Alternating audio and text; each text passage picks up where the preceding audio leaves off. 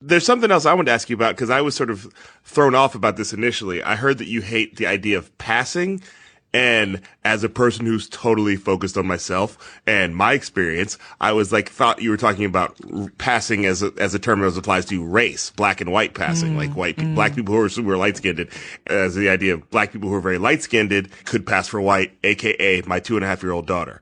But you're talking about a different type of passing. Can you talk about that and why you hate that idea or the term?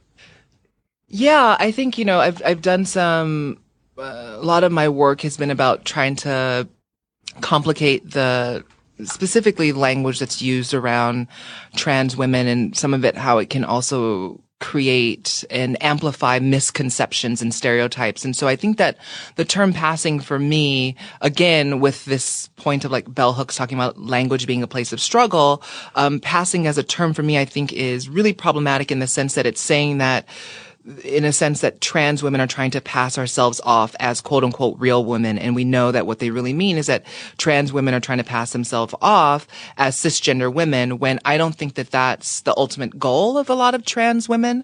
I think that we are women. We know ourselves to be women. We live in the world as women. So we're just being ourselves. Now, what we're talking about is that the cis gaze that looks onto our bodies and looks onto our identities are just seeing us as blending in. They take us as cisgender women because they see cisgender women as the barometer or as the ideal of what a woman is, when we know women to be so many different things beyond just cis and or trans.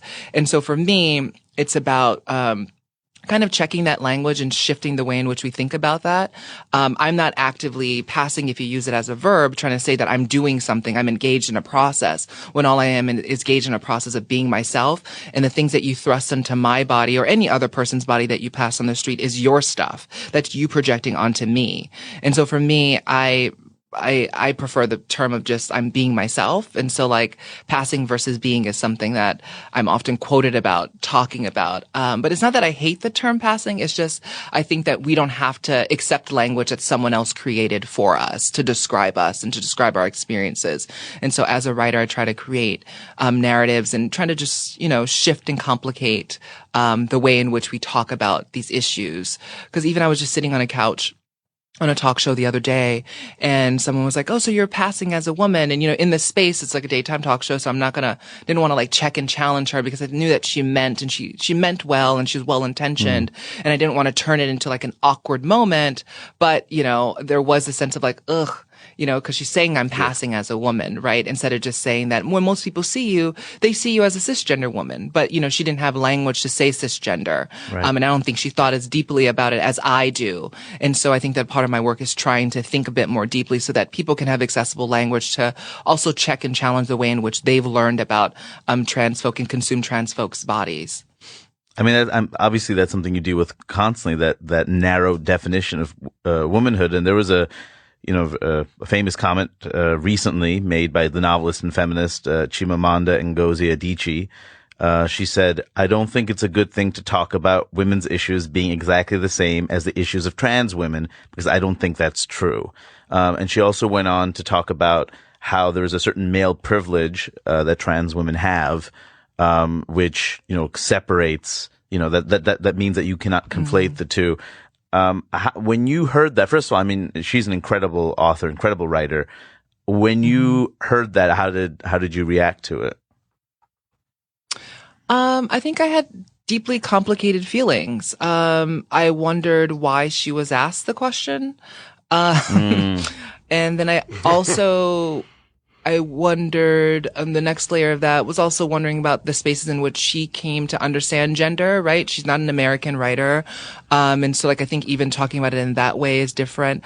I also thought that as a writer, her using, to speak back against a lot of the backlash that happened to her, because the backlash was deep and real, which I think also speaks to the sense of how Black people and Black women are policed and held accountable in ways that are a lot more deep than I'd say like white women who have said transphobic stuff for decades, right, in the feminist movement, who have not been checked and challenged in the same way that Chimamanda was. And so those are part of my complicated feelings. But I think also as a writer, I was disappointed that she said that she didn't have the language to talk about these issues in a more exacting way. And so that was disappointing because I think that a part of her job, a part of the work that she does is she crafts stories and narratives and seeks language and, picks up a, dictionary and thesaurus and seeks out terms and, all of that stuff. So her world is a world of words. But on the other layer, I also think that if she probably was given the opportunity to say what trans women she was talking about, I think she would have a pretty clear idea of who she was talking about. And so there was also that complication there. And so for me, also what was disappointing was the sense of that all trans women are like a monolith and that we all come to our womanhood with the same experience. Part of the reason why I decided to step forward when I was 27, I stepped forward and told my story while I was working as an editor at People magazine. And I stepped forward because I never saw anyone like me in media. I never saw a young woman. I never saw one that was thriving. I never saw someone that I felt represented me in that sense. Because I think a lot of the portraits of transness were largely older, white, middle to upper class trans women that I saw in the media. They oftentimes lived their entire lives presenting as white, cisgender, straight men. Right. And so I think there is something about that experience that, if you live 40 plus years of your life being seen by the world and perceived by the world by one of the most privileged spaces in which you can be seen, or the space, privileged identities that you can be seen in America, you do have access in ways in which, say, a Black trans girl who starts transitioning at, 8 to 12 years old does not have that same access to the same experience because she's growing up in a world where she was poor. She was Black before she probably even knew that she was trans, which speaks to my own experience. And so I think I was sad that Chimamanda didn't see, say me or my, Black and, my Black sister, my Black trans sisters as a part of her in some way. But I do think that there are unique issues, and I don't think there's anything wrong with stating that cis women have, different and varying experiences and issues than trans women. But I think also when we say cis women, we have to also realize that Black cis women have different experiences than white cis women, right? And that, Black trans women have different experiences than white trans women. And so I think that we just need to complicate when we say woman, we need to be more exacting with our terms and about who we're speaking about and how we're speaking about them. And when we don't have the answers and we don't know, I think that one of the most powerful yet vulnerable things to do is just to say, you know what, I don't know. And I don't think I'm the best person to be asked this right now, or let me get back to you on that. Oh, that's incredible. I mean, your answer is just incredible. And I just want to say the beginning of your answer I found really fascinating, just the idea of, was she trapped by the writer? Why did the writer ask that question? And the idea of it almost feels like, was someone trying to cause trouble? Was somebody trying to put this light on her? And then you were saying how immediately she got attacked in a certain way. Why was she attacked? And, that's brutal. And that seems very reasonable. Yeah, that's probably part of what happened. Yeah, completely. And I think that asking the question, I think there's nothing wrong with asking the question, but I wonder what the intention was. Assuming these were two cis people sitting in the room having a conversation, and then all of a sudden transness comes up. I don't know what was happening that week, like who was, maybe Caitlyn was around talking about something. And so, that's where Chimamanda was coming from, or maybe where the interviewer was coming from in that sense. But, I think that one of the things we can all learn is to just learn to say that, I probably need to go investigate this a little bit more before I speak on it. But I do think that for me, there is a sense of one of the most visible and vocal feminist on a global stage would be her as a writer. Her words have been, part of pop culture lexicon now through Beyonce. And so I think that there is this sense of just because she has been able to articulate so eloquently about the need for gender equality, that she's seen as an expert on feminism, where she's a feminist, right? And she cannot speak about every single woman's experience, and none of us can.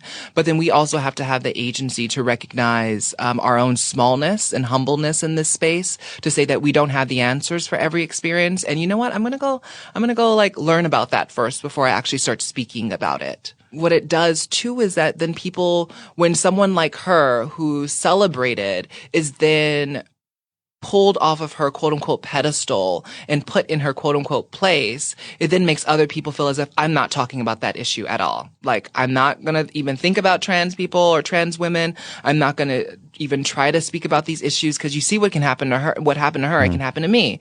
And so I think it creates this sense of like, complacency in a lot of folk who are watching, who are just like, okay, I'm not going to try to be truly intersectional in my work, because you can see what can happen when you try to speak about these issues that are not necessarily your issues, or you try to move beyond your own personal experience and talk about something that doesn't necessarily completely intersect with your own.